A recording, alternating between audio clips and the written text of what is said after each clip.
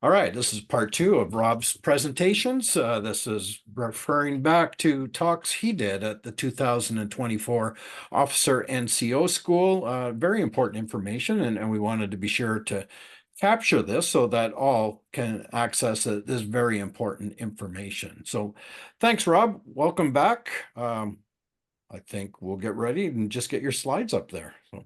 We're set to go, and thanks again for this. So this one is Mad Dogs and Englishmen, and as you know the song, they go out in the midday sun, and so this is talking about heat-related injuries and their treatment, and more importantly, their prevention. I'm very lucky to work in the field of sport medicine as a sales rep now. I've met a lot of docs going through their fellowship as sport medicine trainees. The two top fellows, Doctors Lecce and LaRocque, loaned me their slides. So you will see slides from different, accredited to different universities in this presentation. And Dr. Menard, who is a dear friend, and also, and to be forthright, he's also a customer of mine, but he's also the sport medicine advisor to the Surgeon General of the Canadian Armed Forces. He actually is the first and only sport medicine advisor that has ever been. And when he retires, they're going to have to look for about 3 people, I think, to replace him. He's really quite something. So, yeah. Next. So I thought about the lyric Mad Dogs and Englishmen going out in the midday sun. And I wondered, well, are we truly insane doing what we do? Well, I think like anything, you can control your circumstances in some way. A lot of our behavior is by choice. So how do we choose to mitigate what's going on? I think we're in trouble if we don't care to learn, and if we don't embrace prevention over treatment. I think prevention is far more important. It's a lot easier. It may take more work, but I tell you, there's a lot less stress when you're preventing a problem rather than treating it. The idea then is a bit of physiology. It's called thermal regulation. How does your body balance heat generation and heat loss? Deep inside the brain and an area called the hypothalamus, which has about a dozen functions in your body anyways, you have thermoreceptor cells that, you have a reception and a dispatch center that receives information from your peripheral organs and skin. Basically, tells the body what the temperature is, what it's dealing with temperature, and then it issues a series of commands to dissipate or conserve heat. Our healthy temperature is 37, give or take a half, or 98.6 Fahrenheit. We know that you can stand in a lot of heat and you will be fine if your body can adapt to it. We know you can stand a lot of cold if your body can adapt to it too.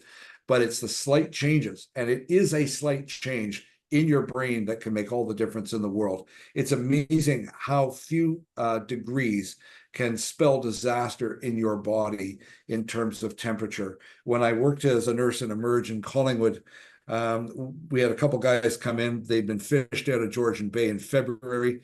Their body temperature was 33 degrees. That's only 4 degrees less than normal, and they were close to death. They survived, but they were ice fishermen. They'd gone through, and luckily somebody saw them and got them in. Conversely, you have a child who has a temperature of 39 or 40. They end up with a febrile convulsion. For those of you who are parents and you've seen your kids get sick with this, it's a very frightening thing to see, and we are no different as people. That's okay. Next slide anyways. But just know that slight changes can be life-threatening. Various methods of heat transfer, conduction, convection, evaporation, radiation. The next slide tells you basically what they are. Basically, radiation, direct heat emission into the atmosphere. So standing by a fire. Convection, transfer right across to a body. Conduction, where you're actually holding on to something that could be cold or hot. And evaporation, the process of moving water from the skin or respiratory tract into the environment. You can evaporate up to 1 liter of water a day just from your lungs. In terms of water from your skin, for those of you who've been at Fort Erie on the night attack, and you put your red coat on next morning and it's still soaking wet, imagine how much fluid you have lost. You can lose liters over a day, and that's why it's important to replace all that fluid. Carry on. Again, probably just an over explanation of what all of that is, but basically just to know that there are various methods that heat can affect you. Next, please. We talked about children having febrile convulsions. That's because when you're over 65 or when you're young, say under 5 or so, the hypothalamus is immature and it cannot respond as efficiently as it can with an adult. We've all had fevers. We know that our body shakes. We know that we get red, we get sweaty. We've all been really cold. Again, our body shakes. So it's the hypothalamus attempting to signal a response. What else would impede the dissipation of heat, though, in our hobby? Well, of course, age, clothing. Look at all that thick wool that we wear. Any medications that we take. Certain medications for certain illnesses can affect your ability to regulate your temperature. Alcohol and caffeine. Caffeine makes you dehydrate. It makes you urinate. Alcohol has 2 factors in it that make you urinate a lot. The alcohol itself, plus alcohol has a lot of sugar in it. And if you know anything about diabetics in your life, if you've got some friends, probably the thing they'll tell you is when they were diagnosed as a diabetic, they recognized that they'd been peeing a lot. And that's because there's a lot of sugar in the bloodstream, and the body always tries to live in balance. So if the cell can't take the sugar into it, as a diabetic wouldn't be able to do so, it then draws water into the bloodstream to make an equivalent balance of the percentage of sugar. And all that fluid has got to go through the kidneys. So if you drink too much at an event, as in alcohol and caffeine, you're going to dehydrate yourself. And this is really important because I know at night we like to sit around the campfire and have a couple. That's not a problem, provided you're also taking in the same amount of liquid and that you've also taken in liquids through the day. You don't want to let yourself get dehydrated. If you've had a successful day and you've been healthy through that, you then don't want to turn the tables on yourself by having too much to drink. And that isn't even a message about having too much to drink and getting into problems with, say, like alcohol intoxication and alcohol poisoning, which can be, again, affected dramatically by dehydration. As well, staying in a warm environment. Obviously, we don't have a choice at some events, but you've got, you can get into an air-conditioned museum. As we'll show a little bit later, you can cool yourself down by just dunking your head or pouring some water on yourself. It's not a sign of weakness. It's a sign of intelligence that you want to keep yourself healthy. But the biggest thing to do is if you're not feeling well, don't go back to that hot tent. Because if you do that and you haven't told somebody, it's possible you could die in that environment. Next. Rob, and if I can add, we haven't really talked about the importance of shade, and to me, even I've been struck by the quality of shade, right? Yes. Like to sit under a fly. Yes, you're in the shade, but I find it remarkable. Go under a nearby tree, how much cooler the environment is under that tree. So as much as possible through the heat of the day, avoid being out in the sun, seek shade and try to find a good quality shade. And especially if you can find shade where there's air moving through it, then that's as good as air conditioning. Oh, absolutely. Yes. All right. So the next one. So basically, we've already stated this, a temperature increase of 2 to 3 degrees Celsius in response to exercise or fever is normal. But again, if you have the ability then to dissipate that heat, then you're going to be okay. On the other hand, acute exposure to environmental heat or cold doesn't necessarily affect the brain temperature. That means to say you can stay in a hot environment and not have an effect in your brain. But once the effect starts taking place, that's when the brain has to initiate its activities and start dissipating heat. And there will be a point in time when the brain gets so hot, it starts to cook, essentially, and it can't dissipate the heat. And that's when we start getting into some real trouble. I was supposed to have a clever musical association with this slide. I can't remember what it was, so have a good laugh on my expense and let's move on. If I remember, I'll let you know. But that's the end of the physiology. So now we get into the disease process or the pathophysiology, meaning, what do we do now when we're away from normal? Heat stress. And you'll notice it's called heat stress now. And a heat stress is an umbrella term. It takes into consideration, and you'll see a slide about this, several heat illnesses. But heat stress, heat illness occurs when the body can't get rid of excess heat. The core temperature rises, everything begins to suffer. If you've ever wondered why do people wobble and stumble when they are feeling the heat, it's because their brain is cooking, as I said before. Those are the early signs, and those are the signs we have to watch out for. Air temperature, radiant heat sources, all those things we mentioned earlier, all those things, and especially the strenuous physical activity, as we said in the previous presentation. This is an athletic event that we do. And so we're under stress. So, and make no mistake, heat stress is a total body injury, because if your brain goes, so does the rest of your body. This is the basically the degree of severity of that umbrella term for heat stress. Starts out with something like heat exercise associated muscle cramps, and that's if you've dissipated or depleted your sodium reserves. I've never seen that. Heat related syncope. We all see this if you're watching the Olympics, and we watch those marathon runners come over the line, and they're so strong, and they push and they fall, they cross the line, and they're just gone. Through to heat exhaustion, through to heat stroke. So several different things that you can have as heat stress illnesses. The major heat illnesses are heat exhaustion, which is basically water and salt depletion. You can have weakness, vertigo, which is dizziness, nausea and vomiting, perhaps a loss of level of consciousness. And basically, how do you treat yourself? How do you get out of that? Well, you get out of the heat. As Tom said, you get into the shade. You have fluid and electrolyte replacements. The fluid and electrolyte replacements are good. I think one of the things that I really stressed in the previous presentation was go see your family doctor before you start any kind of fitness routine, especially if you're a diabetic. A lot of these fluid and electrolyte replacements have a lot of sugar in them.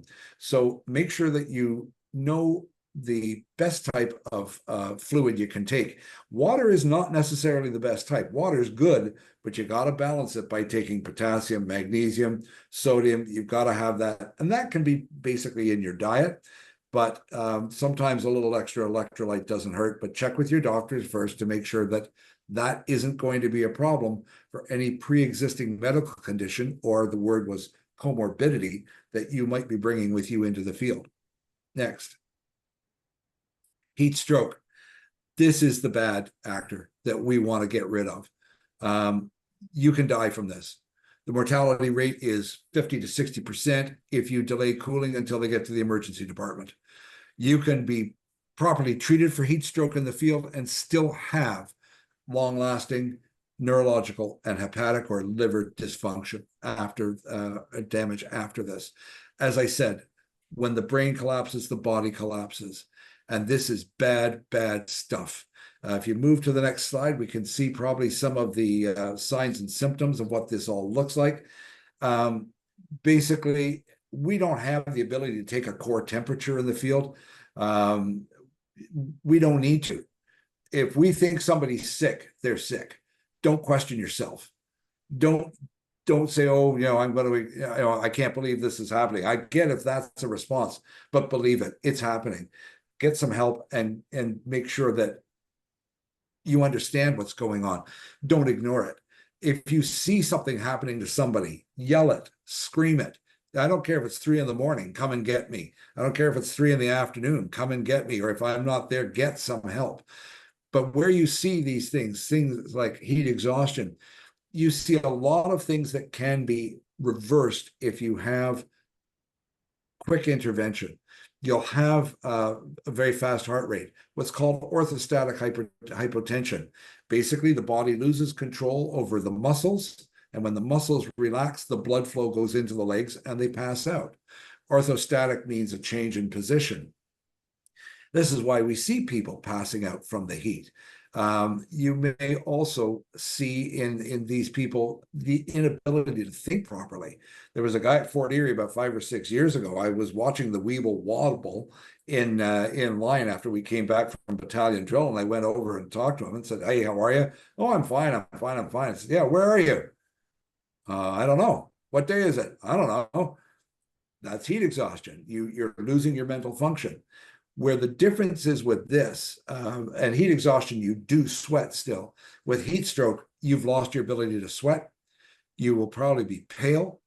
You could be unconscious, and you look sick. You look like you're going to die. Heat stroke is nothing to be fooled around with. It's a bad actor. If somebody goes down and they're unconscious, get on that phone to 911. You can always cancel the paramedics, but you can't get back the time you lose wondering what you should do. Cooling modalities, as stated in this, and we'll probably review this again, we don't have circulating fans, but you can have jackets that you can fan somebody with. You can soak the patient with buckets. You can put ice in there, in certain areas, and that'll be on another slide. Some of those interventions are obviously for in hospital. We don't have cooling blankets. If this was a football team, for example, and you'll see this in another slide, one of the things they do is they immerse them in ice water baths. Obviously, we don't have that, but we do have water buckets through camp. We keep water buckets full in camp when there's a fire to prevent fire. Well, now we need to have an idea to have the water buckets full in camps in case we have heat-related illness and we need to soak people. Next slide. Again, just, I probably just went through a lot of this. The biggest thing I say in this is because the patient has lost their brain function, they've lost their ability to think. I used to think, why do these people not know that they're not well? And it was at the sport medicine meeting a year ago in Banff when I was attending some of the lectures that I was in a room full of doctors, and these are really top people. And the lecturer said, well, and they were talking about hypothermia, but it's the same for hyperthermia or heat. He said, you do realize that when people have a freezing brain, that they can't think properly, so they don't know that they're sick and they're going to pass out. And everybody just had that smack themselves in the forehead moment. They thought, well, of course, it makes sense now. So when you see somebody wobbling, don't expect them to save themselves because they may not know they're unwell. Don't expect them to be able to give you the answer that you think they should give you. I never ask anybody now, are you okay? I might initially, but if I don't think that's the right answer, I'm going to turn around and say, no, I'm seeing this. You don't look well. You're pale. You're sweating. You're wobbling. Tell me what's going on. And then I listen for how the patient answers, not only the words they're using, but how easily do those words come out of them? Are they struggling to speak? Can they not string 3 words together in a sentence? I even get them to perform a simple task. Take your right index finger and touch your left ear. As we said, the brain is frying. You can't think, you can't move properly. All of this is a really quick assessment, and it says, we're in trouble. We need to take action now. And if I can add to this, Rob, because it kind of ties into something I talked about in a recent video on NCOs and officers being leaders. And then one of the things they have to do is be willing to have tough conversations. I think if you think someone's in jeopardy, it's not their choice whether they take the field or not. And I think it's appropriate to say, you're struggling. I want you to stay here in camp, stay in the shade with your coat off. You're sitting this one out, and then let's see how you're doing afterwards. And we could talk about the night battle or whatever else, right? But leaders got to lead. And some of that is having tough conversations with your people. I'm not sure if you remember, but a few years ago at Fort Erie, one of the band members started walking away from the Sunday morning service. They stopped midfield and came back, and then they went away again. And I was waiting for somebody to intervene, and he finally went into the shade and somebody took care of him there. My guess is that person had heat exhaustion. They were a little confused. They weren't too sure what was going on. It looks innocuous, But to me, that's a sign that something's really going on. And that's when someone needs to run out. I don't care if it's parade, I don't care what it is. Someone needs to go out, tap the person on the shoulder, and say, "What's up?" Next. Yeah, and I was going to say, and that has to be someone near them. I didn't see that because quite often a parade like that, everything's behind me, and Yes. I'm not seeing Yeah. what's going on with the troops. Yeah. Yeah. Um, Now, in terms of cooling, we've already mentioned we have some limited options, but we do have options. There's full shade, there's air conditioning, we've got lots of ice in the coolers. We can always call EMS. We can remove the clothing and equipment from the patient. Now, when I say remove clothing, I'm not talking, and I mean this seriously, about being ignorant and stripping a patient nude. It's not about that. You can get them down to their shirt and preserve their dignity and still soak them and cool them. But we got to get the heavy stuff off: boots, pants, jacket. And And Rob, we're really going to keep them, we're going to cool them down very quickly when we do that. yeah, and then as it relates to clothing, then I think this is important too. Have clothing made out of the right materials. When I come into the hobby, I didn't know any different, and I had a cotton shirt, or if you have material that has some polyester in it, well, like that stuff's brutal. Well, like it's in terms of dissipating moisture and allowing heat to pass away from your body. Like it costs a little bit more, but have a quality linen shirt. Yeah, like I find it's remarkable if you have clothing with the natural fibers, the right fibers, how well they actually function in allowing moisture and heat to pass through away from your body. Yes. Yeah, exactly. Um, it's also amazing how much heat is retained by the clothing that we wear. A lot of people wouldn't think to take somebody's pants off. We'd get the jacket off, but you might have to take their pants off to expose their legs and cool them. And certainly because, as we'll see in another slide, taking the boots off as well is important because your feet, you can radiate a lot of heat out of your feet. I'll show you in the next slide. Just to get through those cooling methods, we've got the cold shower, ice packs, wet towels. The ice water immersion that I spoke to, that's more of a sporting team. I believe I've got a picture of that in one of the following slides. And there it is right there. So this is a football sideline. You can tell that this is a training session because people are smiling. I guarantee you, if they thought that man was having heat stroke, nobody would be smiling, and there'd be a lot of serious looks on their faces. He's got some kind of a monitoring device on, but they've got him in a soaker tub, and they just soak his body. They've got his head covered with a wet towel. We don't have that, but we can soak people in their bare minimum clothing and keep them cool until the paramedics arrive. You don't have to have everything, but you got to do something. Yeah, and I think back to the incident at Chrysler's Farm. Yourself, then with the support of the EMT that they had, watching us at the event. I think the individual was on their way back. It wasn't obvious, and then when the ambulance arrived and they could sit in the air conditioning, then it helped bring them the rest of the way. So I imagine it takes a while to get into a heat exhaustion position. It's going to take a few minutes to bring someone out of that as well, too, right? So It is. It's a slow and insidious process getting there. You don't really notice it until the person starts behaving in a way that isn't normal. And that's what you look for, is behavior that is out of keeping with everybody else. I know we all talk about, if you make a mistake in drill, you don't correct yourself until you correct it. It's the same thing when somebody is starting to go into heat exhaustion. They're the one person moving when nobody else is. They're wobbling. Their movements are uncoordinated. They may not be speaking properly, or behaving in a way that is abnormal compared to everybody else. But that's an innocuous thing, and it can probably be easily blown off by people who. It's not that they're not aware. It's just it doesn't look like it's anything. And you have to think past what you're seeing and realize that maybe somebody's getting into trouble.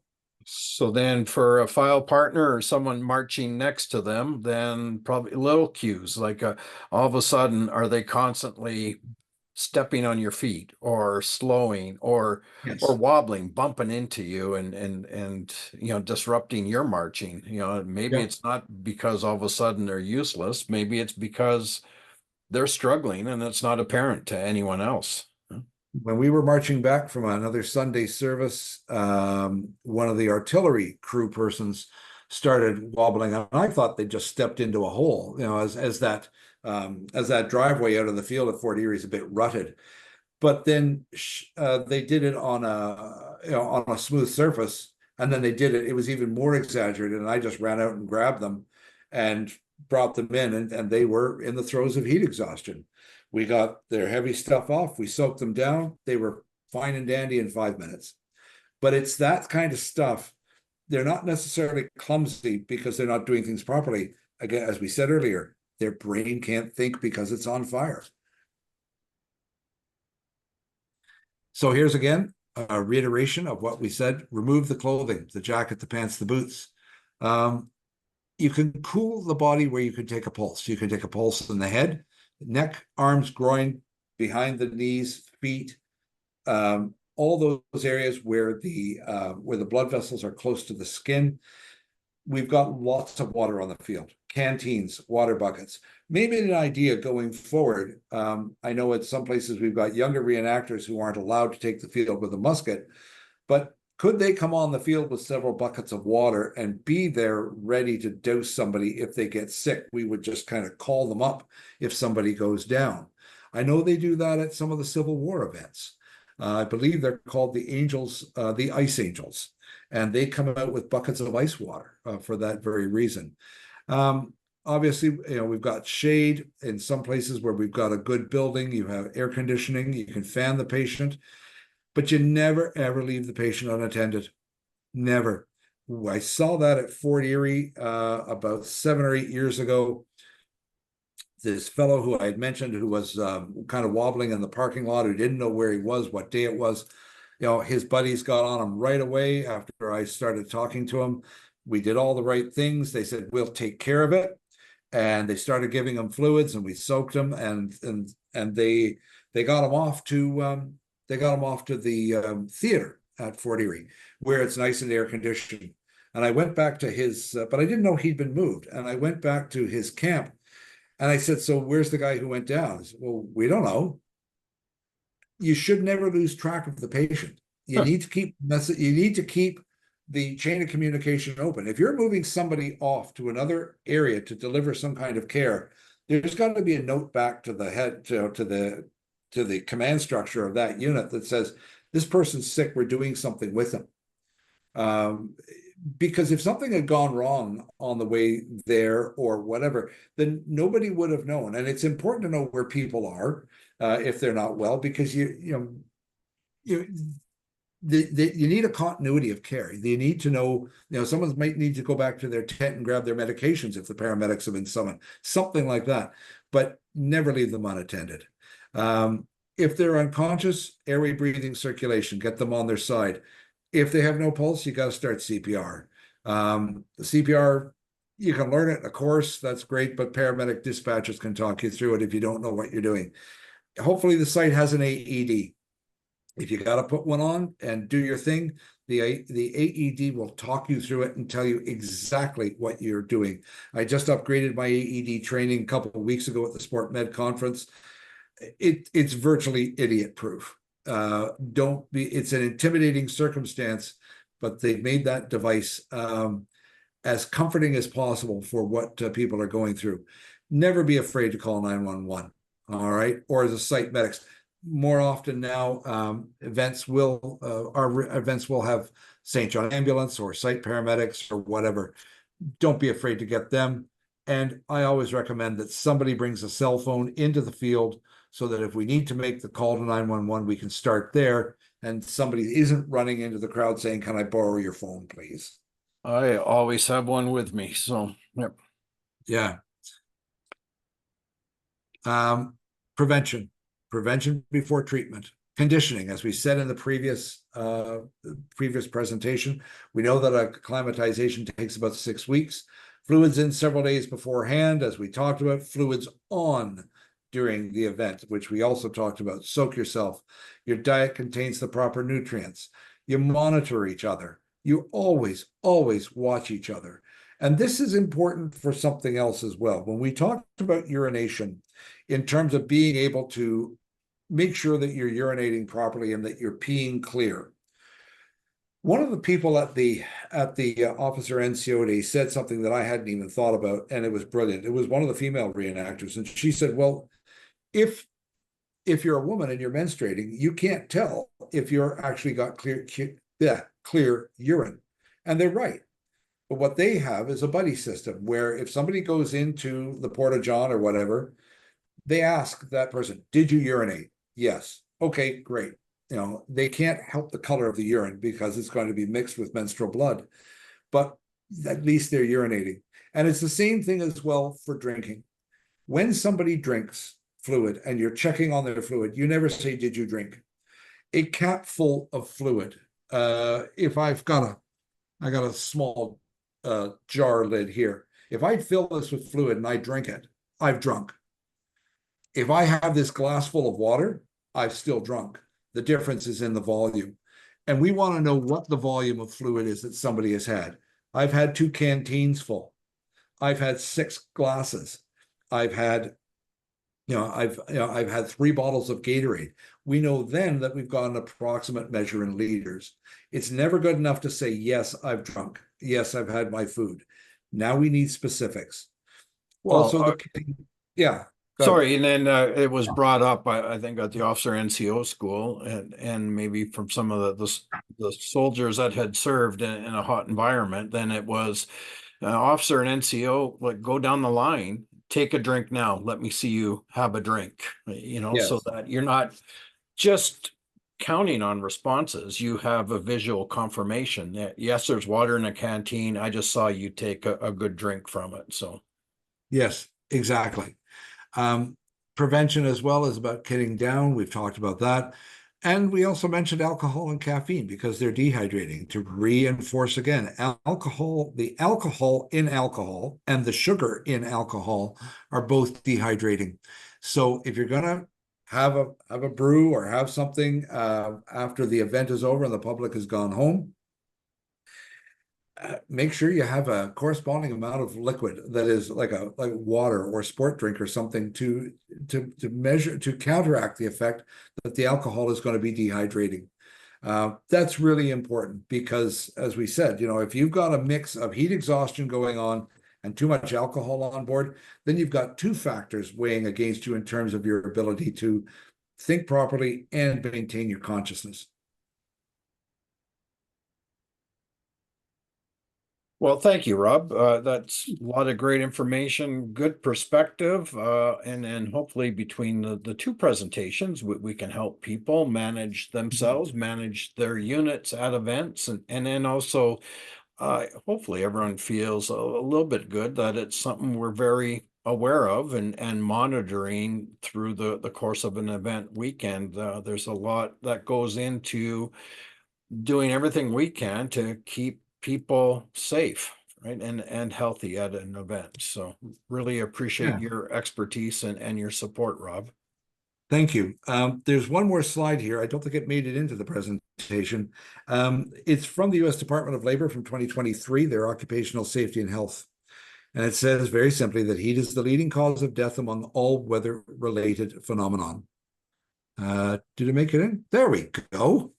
And so they know that this is a problem. And so it's you just don't, we can't ignore this anymore. And you're right. We've I think we as an organization, because we are so professional in what we do, that as professional as we are with our drill and our firing protocols and our safety protocols, this just gets added into it. It's very, very simple. Well, thanks for all that, Rob. Gonna post these videos and hopefully that helps our folks. So really appreciate it. Thanks, Tom. Take care, and we'll see you on the field. Right on.